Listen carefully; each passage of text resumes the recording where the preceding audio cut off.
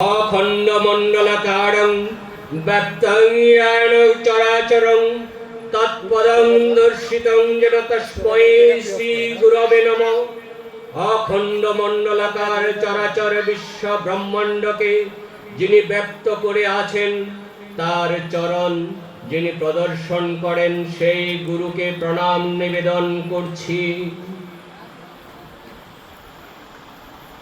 ओम विष्णुपदाय कृष्णपृष्ठाय भूतले श्रीमते भक्ति वेदांत स्वामिनीति नामिने नमस्ते सरस्वती देवी गौरवाणी प्रचारिणे निर्विशेष शून्यवादी पाश्चात्य देश तारिणे श्री कृष्णेर चरणाश्रित ओ एकांत प्रिय भक्त कृष्ण कृपा श्रीमूर्ति श्रील अभय चरणाविंद भक्ति वेदांत स्वामी प्रभुपाद के प्रणति ज्ञापन करछि।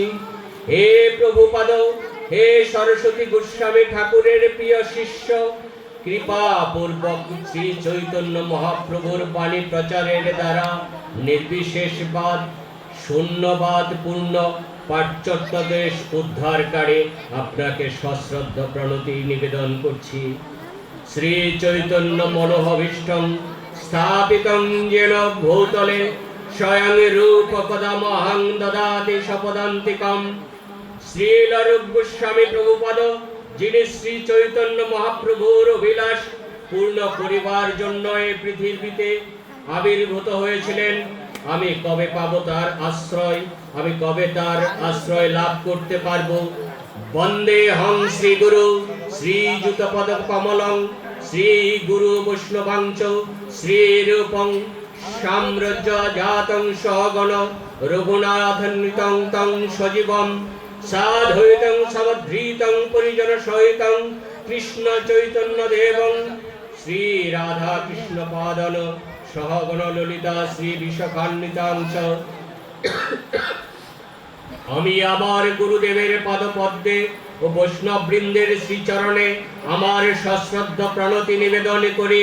আমি শ্রীরূপ গোস্বামী তার অগ্রজ শ্রী সনাতন গোস্বামী শ্রী রঘুনাথ দাস শ্রী রঘুনাথ ভট্ট শ্রী গোপাল ভট্ট শ্রী জীব গোস্বামী চরণ কমলে আমার সশ্রদ্ধ প্রণতি জ্ঞাপন করছি। আমি শ্রী চৈতন্য শ্রী কৃষ্ণ চৈতন্য শ্রী নিত্যানন্দ শ্রী অদ্বৈত শ্রী গদাধর শ্রীবাস ও অন্যান্য পার্ষদ বৃন্দের পাদপদ্মে আমার সশ্রদ্ধ প্রণতি নিবেদন করি।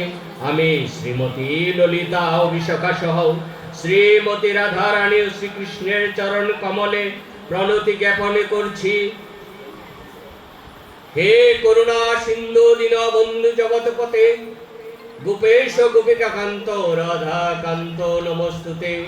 হে আমার প্রিয় কৃষ্ণ, তুমি করুণার সিন্ধু, তুমি দীনজনের বন্ধু, তুমি সমস্ত জগতের পতি, তুমি গোপীদের ঈশ্বর ও শ্রীমতী রাধারানীর প্রেমাস্পদ। আমি তোমার পাদপদ্মে আমার প্রণতি জ্ঞাপন করছি। নীলাচল নিবাসয় নিত্যায় পরমাত্মানয় বলভদ্র সুভদ্রাং জগন্নাথায় তে নমঃ।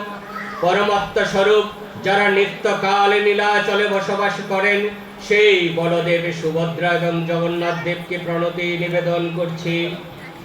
নমো মহাবদন্যায় কৃষ্ণ প্রেম প্রদায়তে কৃষ্ণায় কৃষ্ণ চৈতন্যায় গৌরতীশে নমঃ। হে মহাবদন্য অবতার, আপনি স্বয়ং শ্রীকৃষ্ণ শ্রী চৈতন্য মহাপ্রভু রূপে অবতীর্ণ হয়েছেন। আপনি শ্রীমতী রাধারানীর অঙ্গকান্তি গ্রহণ করেছেন। আপনাকে আমার সশ্রদ্ধ প্রণতি নিবেদন করছি। বৃন্দা ওই তুলসী দেব ওই প্রিয়া ওই কেশবস্য বিষ্ণু ভক্তি পদে দেবী সত্যবত্যই নম নম। কেশব প্রিয়া বৃন্দা দেবী যিনি বিষ্ণু ভক্তি প্রদান করেন সেই সত্যবতী তুলসী দেবকে আমি বারবার প্রণাম করি। বাঞ্ছা কল্পতরুভস্য কৃপা সিন্ধু ভৈবচ বেদন করি। হরে কৃষ্ণ কৃষ্ণ কৃষ্ণ হরে হরে, হরে রাম রাম রাম হরে হরে। ওম নমো ভগবতে বাসুদেবায়, ওম নমো ভগবতে বাসুদেবায়, ওম নমো ভগবতে বাসুদেবায়।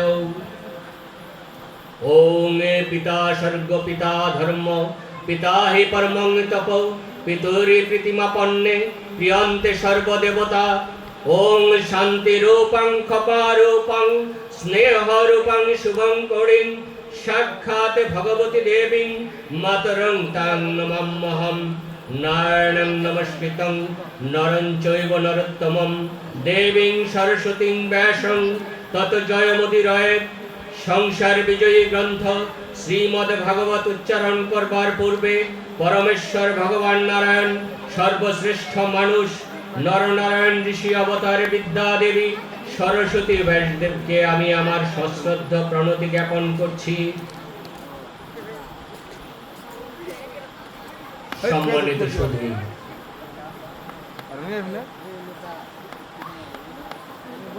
आमादेर सनातन धर्मेर सर्वोत्तम दुटी धर्मग्रंथ श्रीमद् भगवद गीता एवं श्रीमद् भागवत ईश्वरेर दार्शनिक शिक्षा एवं जीवनेर कर्तव्यबोध एटी श्रीमद् भागवत गीतार मध्य प्रणीत आछे। आर भागवत हच्छे ईश्वरेर प्रेम लीला ओ भक्तिर अनुपम काव्य। भागवत मानुष के ईश्वर प्रेमे उद्बुद्ध करे, भक्तिर श्रेष्ठतम स्थाने प्रतिष्ठित करे।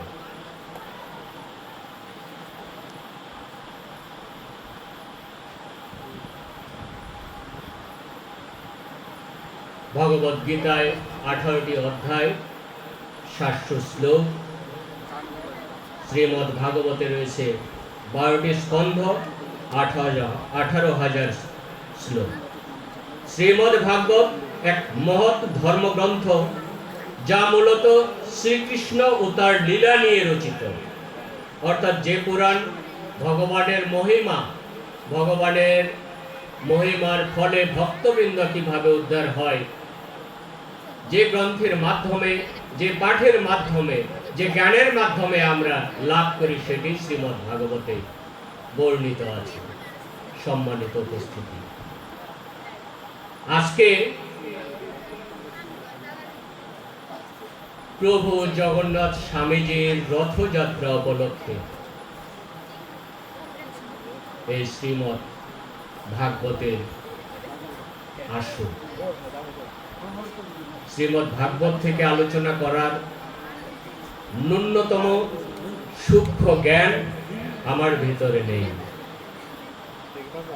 श्रीमद् भागवत की जन्य प्रणीत हয়েছে, कार उद्देश्ये प्रणीत हয়েছে, के व्यक्त करेছেন আপনারা সকলেই জানেন।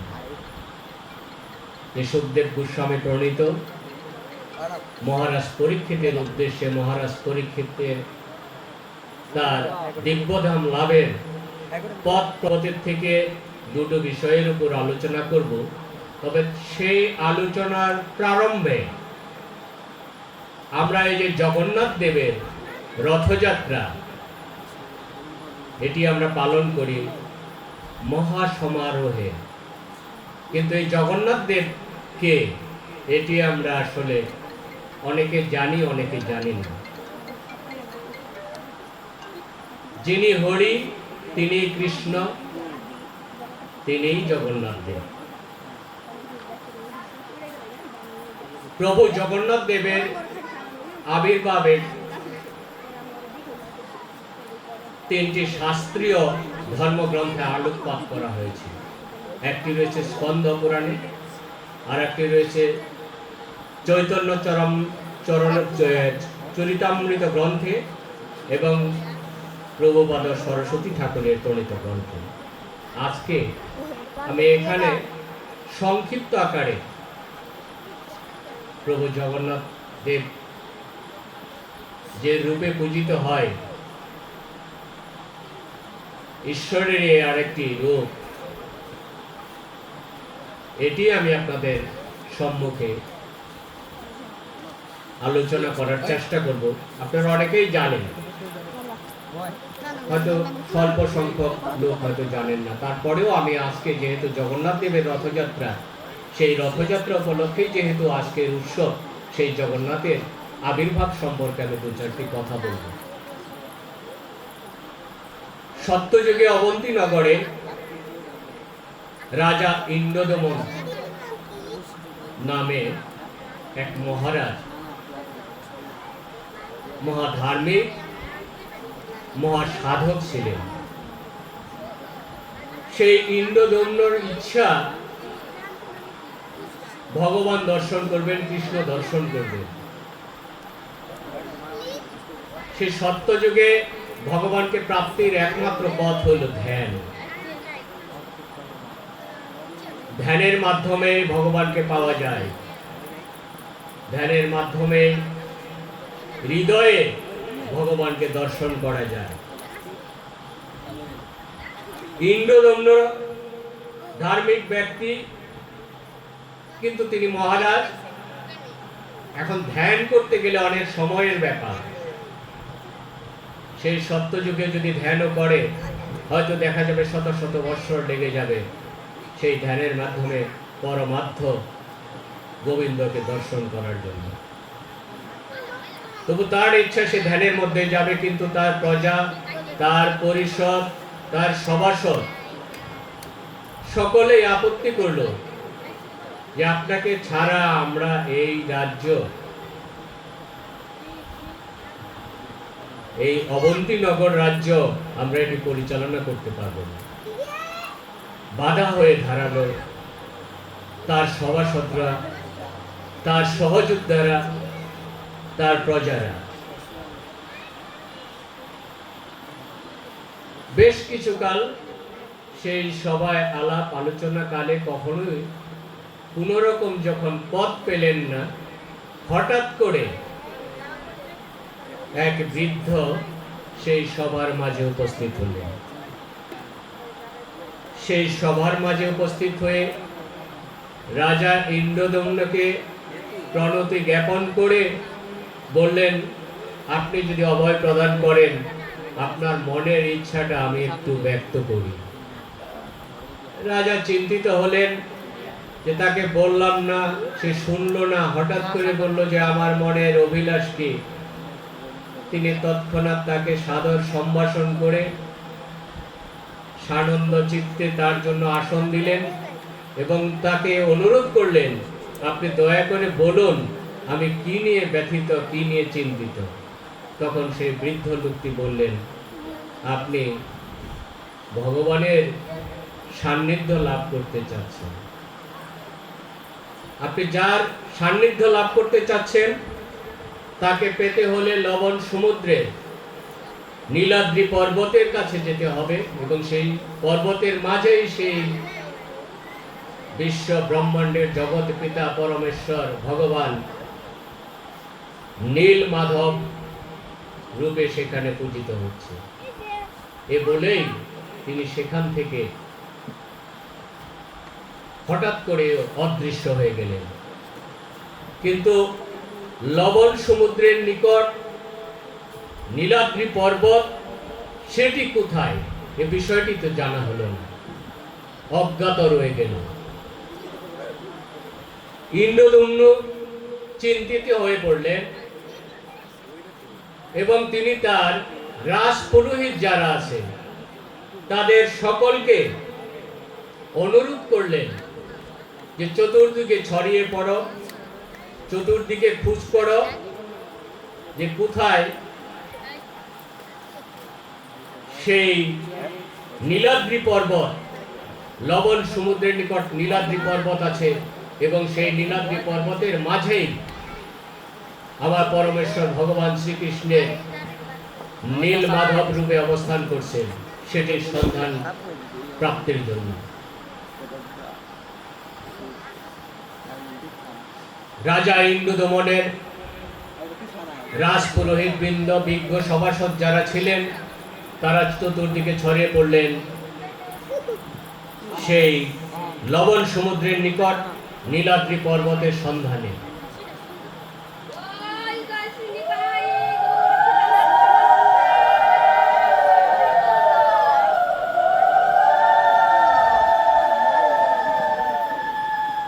বেশ কিছুদিন পর ব্যর্থ হয়ে একজন ব্যতীত আর সকলেই রাজ্যে ফিরে আসলেন, সেই অবন্তী নগরে ফিরে আসলেন এবং তারা ব্যথিত চিত্তে রাজাকে জানালেন, আমরা কোথাও এই নীলাদ্রি পর্বতের সন্ধান পাইনি, লবণ সমুদ্রের সন্ধান পাইনি, আমরা কি করে নীল মাধবের দর্শন পাব।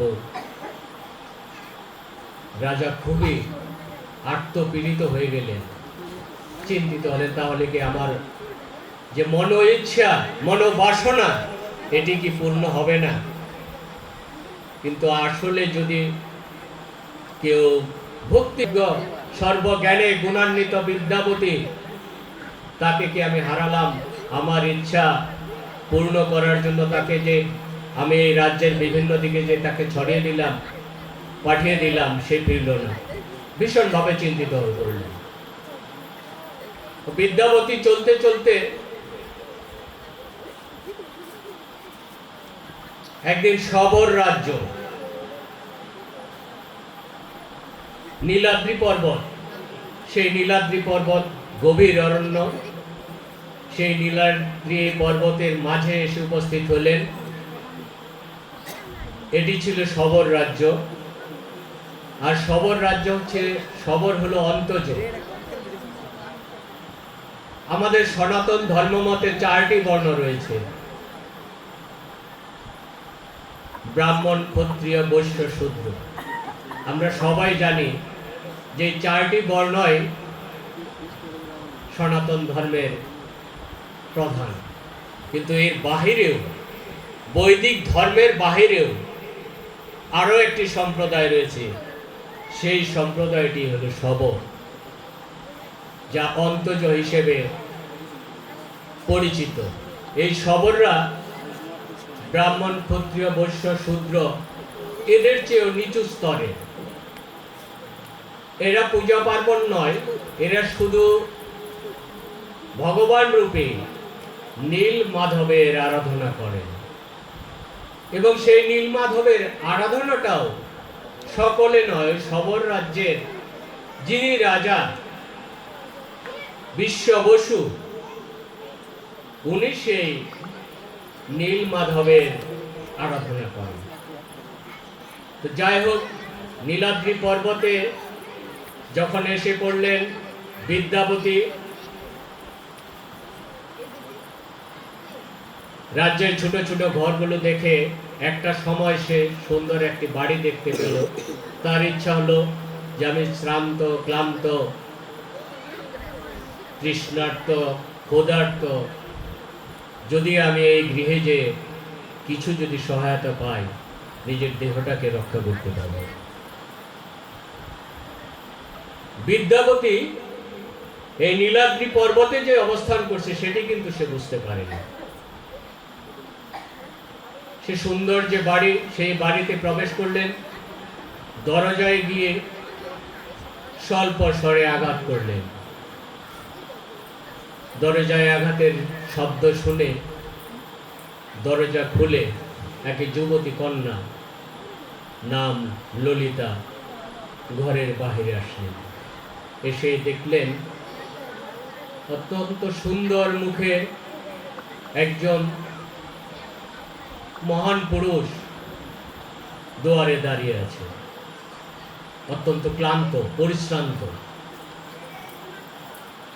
বিদ্যাপতি সেই যুবতী কন্যাকে দেখে কি বলবে এটি ভেবে পাচ্ছে না। বেশ একটু বিব্রতকর অবস্থা যখন হয়েছে, তখন ললিতা প্রশ্ন করলেন, আপনি অবশ্যই চিন্তিত হয়েছেন, চিন্তা করার কিছু নেই। এটি শবর রাজ্য, আমি শবর রাজ্যের রাজা বিশ্ব বসুর কন্যা ললিতা। আপনি পরিশ্রান্ত, ক্লান্ত, আপনি গৃহে আসুন, আপনি বিশ্রাম করুন, তারপরে আপনার অন্য কথা শুনব। তো বিদ্যাপতি সেই ললিতার গৃহে প্রবেশ করলেন, জিজ্ঞেস করলেন যে বাড়িতে এই গৃহে আর যে আপনার যে বাবা তিনি কোথায়? ললিতা বললেন তিনি পূজা অর্চনায় ব্যস্ত আছে, কিছুক্ষণ পরে ফিরে আসবে। তো কিছুক্ষণ পর বিশ্ব বসু ফিরে আসলেন। ফিরে এসে এই অতিথিকে দেখে তিনিও আনন্দিত হলেন। তিনি তার কন্যা ললিতাকে এই বিদ্যাপতির সেবা শুশ্রূষা করার জন্য নির্দেশ দিলেন। বিশ্ব বসুর অনুরোধ ক্রমে, নির্দেশ ক্রমে ললিতা বিদ্যাপতির সেবা যত্ন করলেন। যখন কিছুটা রাত্রি হয়ে গেল, বিদ্যাপতি চিন্তিত হচ্ছেন যে এই রাত্রি, এই সময় আমি কোথায় যাই। বিশ্ব বসু বুঝতে পারলেন, যে তার অবস্থাটা বুঝতে পারলেন এবং বিদ্যাপতিকে বললেন, আপনি ক্লান্ত, আপনি শ্রান্ত, আপনার দুশ্চিন্তা করার কোনো কারণ নেই। আপনি কয়েকটা দিন আমার গৃহে থাকুন, যখন সুস্থ হবেন তখন আপনার গন্তব্যস্থলে চলে যাবেন। ললিতাকে তাকে থাকার জন্য একটি সুন্দর ঘরে তার বিছানাপত্র করে দেওয়ার জন্য নির্দেশ দিলেন। ললিতা বিদ্যাপতির সেবা যত্ন করতেছে। বেশ কিছুদিনের মধ্যেই তাদের মধ্যে একটা সখ্যতা তৈরি হয়ে যায়, বন্ধুত্ব তৈরি হয়ে যায়। এই বন্ধুত্বতা দেখে বিশ্ব বসু চিন্তা করলেন, এমন একজন ব্যক্তি, ধর্মপ্রাণ ব্যক্তি, তার সাথে যদি আমার কন্যাকে বিবাহ দিতে পারি, আমার মনে হয় ললিতা সুখী হবে। সেই চিন্তা করে তিনি বিদ্যাপতিকে ললিতাকে বিবাহ করার জন্য অনুরোধ করলেন। বিদ্যাপতি বিশ্ব বসুর অনুরোধ রক্ষা করলেন, কারণ মনে মনে এই বিদ্যাপতি ও ললিতার প্রতি মনের দিক থেকে দুর্বল ছিলেন। বিবাহ বন্ধনে আবদ্ধ হওয়ার পর বেশ কিছুদিন যাওয়ার পর বিদ্যাপতি ললিতাকে বললেন, আচ্ছা, তোমার বাবা প্রতিদিন একদম সকালবেলা সূর্যোদয়ের সাথে সাথে ঘর থেকে বাহির হয়ে যায়, আবার সূর্যাস্তের পরে গৃহে ফিরে, এবং তিনি যখন ফিরেন তার শরীর দিয়ে চন্দনের সুবাসিত গন্ধ পাওয়া যায়। তোমার বাবা কোথায় যায়? ললিতা অনেক চিন্তা করে বললেন যে আসলে কোথায় যায় সেটি তো বলাটা সমীচীন হবে না, কারণ এটি নিষেধ আছে, আমার বাবার নিষেধ আছে যে তিনি কোথায় যায়, কার কাছে যায়, কোন জায়গায় যায়, এটির জন্য অন্য কারোর কাছে, সবর রাজ্যের বাইরে কোনো প্রজার কাছে যেন প্রকাশ না করে। তো বিদ্যাপতি তো জ্ঞানী লোক, বিজ্ঞ লোক, তার কথার জাদুতে ললিতাকে মুগ্ধ করে অবশেষে ললিতা বলতে বাধ্য হলো, বাবা, এই নীলাদ্রি পর্বতের নীল মাধবের যে মন্দির আছে, সেই নীল মাধবের মন্দিরে নীল মাধবের পূজা অর্চনা করার জন্য যায়। এই কথাটি শোনার পর বিদ্যাপতি অত্যন্ত আনন্দে আপ্লুত হয়ে গেলেন, কিন্তু প্রকাশ করলেন না। তিনি মনে মনে ঈশ্বরকে ধন্যবাদ দিলেন যে আমার যিনি প্রভু, আমার যিনি রাজা ইন্দ্রদম্ন, তার যে ইচ্ছা এই নীলাদ্রি পর্বত এবং এখানে নীল মাধবের মন্দির, নীল মাধবের মূর্তি দর্শন করবেন, হয়তো আমি খুব কাছাকাছি চলে এসেছি। কিছুদিন পর বিদ্যাপতি ললিতাকে বললেন, ললিতা, তোমার বাবাই নীল মাধবের পূজা অর্চনা করে, আমার খুব ইচ্ছা আমি ওই নীল মাধবের দর্শন করব, তার চরণে আমি পুষ্প চয়ন করব। ললিতা বলেন, না, এটি সম্ভব নয়। বাবা যদি শুনতে পারে, বাবা যদি জানতে পারে, আর এই বিষয়টি আমি বাবাকে বলতে পারবো না। তো বিদ্যাপতি বললেন, ভয়ের কি আছে, আমি তোমার স্বামী, তুমি আমার স্ত্রী, আর তোমার পিতা আমার শ্বশুর। এই নীল মাধবের মন্দিরে যাব, এটি শুধু আমরা তিনজনে জানবো। তুমি একটু দয়া করে, কৃপা করে তোমার বাবাকে বোঝাও।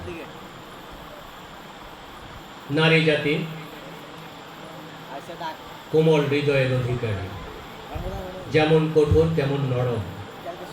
ললিতা তার স্বামীর কথায় বিগলিত হয়ে তার বাবার কাছে আসলেন এবং বাবাকে প্রণতি জ্ঞাপন করে বাবাই বুঝতে পারলেন যে ললিতা হয়তো আজকে এমন কোনো আর্জি নিয়ে এসেছে